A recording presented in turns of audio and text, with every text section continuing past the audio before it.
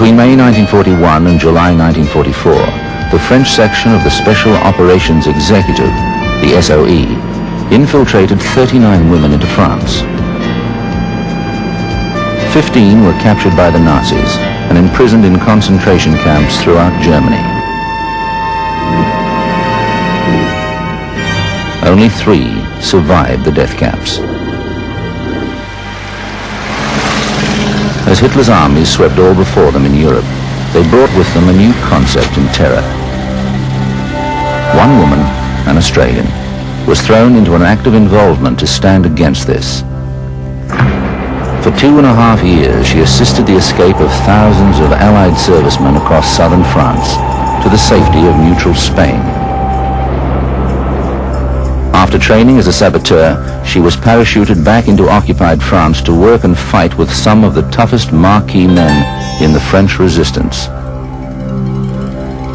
She proved so daring and effective that Gestapo headquarters in Berlin made her the most wanted woman of the Second World War. Her name is Nancy Wake.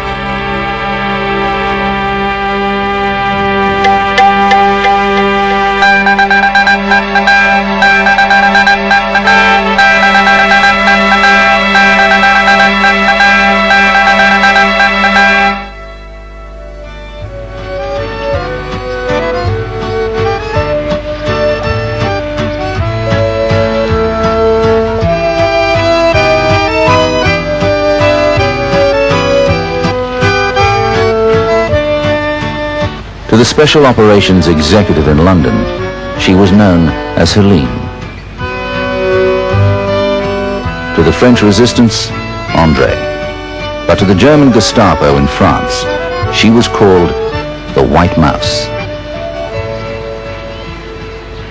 Nancy was born in Wellington, New Zealand in 1912. Her family settled in Sydney, Australia, when she was 2 years old.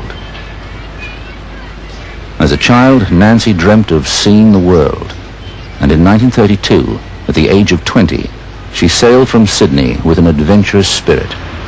As a kid, I used to have 3 wishes. One was to see New York, London and Paris. Well, I went to New York and I loved it. I loved the hustle and bustle of New York. I went to London. I didn't like it at first, but I grew to love London and I love it very much now. But I came over for a long weekend to Paris and I fell in love with it, and I've been in love with it ever since. To me it was an exciting world.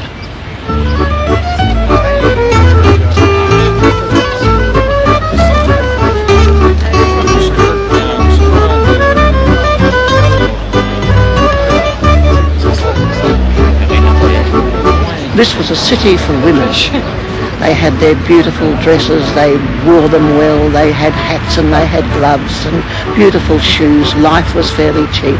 City of romance, French champagne, pink lights, flowers, gallant men, and not like today where they go out and have to pay their way. My goodness gracious me, I'd never been out if I'd had to pay my way. I was always invited out and fetched at my home and taken home, or to somebody else's home maybe.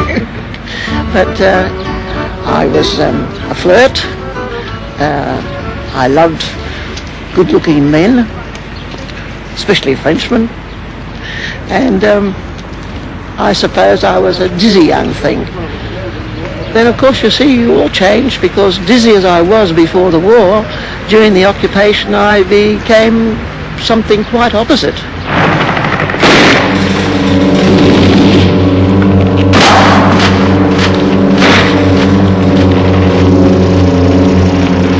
But the German was a different thing. She was the enemy, so she had to be eliminated. But of course the French were very gallant, and I said, you've got to shoot her. They said, oh, we can't possibly shoot a woman. So I said, well, if you're not going to shoot her, I'll shoot her.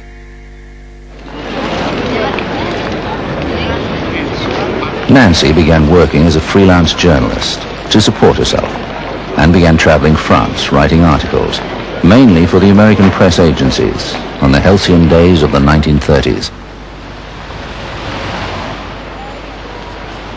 Even the American Wall Street crash and subsequent world depression did not impinge on the French way of life.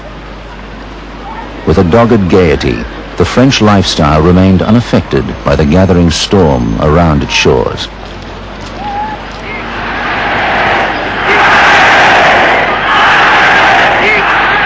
This was Germany in 1933. Adolf Hitler had swept into power. Nazi ideology, nurtured from the evil recesses of the human heart, was now firmly established.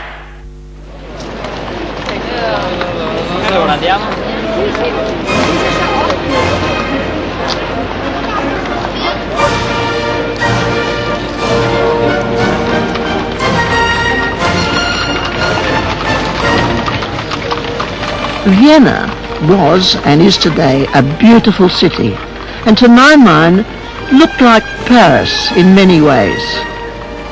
But there, just before the war, it was like another city where fear had swept into the lives of the people.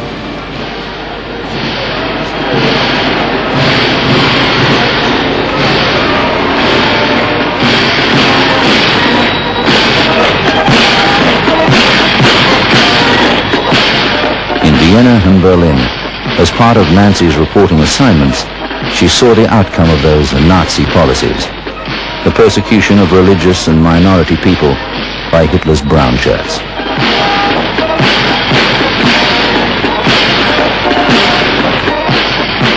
And a new word had entered human language: Gestapo.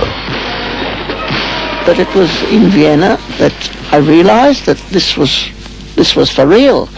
And at the time I was so shocked by it that I thought, well, if ever I can do anything, I'll do it. And it was really because of the persecution of those people that I think I ever got involved. It's a dreadful thing to see human beings being persecuted, especially for an Australian girl. I mean, we'd never had anything like that in Australia. I mean, I couldn't even persecute a cat, let alone a human being.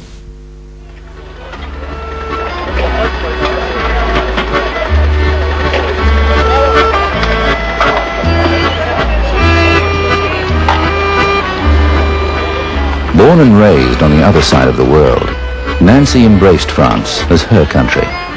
It was a natural union of personalities, and she fitted in well with her wire-haired terrier, named after the aperitif piquant. But in Marseille, Nancy was to find another link in her life: wealthy steel industrialist Henri Fiocca.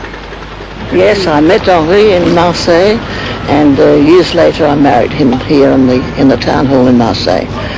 He was a charming person, an industrialist here, and spoke perfect English, liked England, admired the British very much, and it was, while it lasted, it was a very happy marriage. It didn't last all that long, of course, because the war came along and we became involved in things, and with the German occupation it became obvious that I had to leave, and I didn't see him anymore. The 1st of September, 1939. German troops crossed the Polish border. World War II had begun. Within 9 months, Czechoslovakia, Poland, Denmark, Norway, Belgium and Holland had been overrun and had capitulated. June the 20th, 1940, Paris was now under the heel of the Nazis.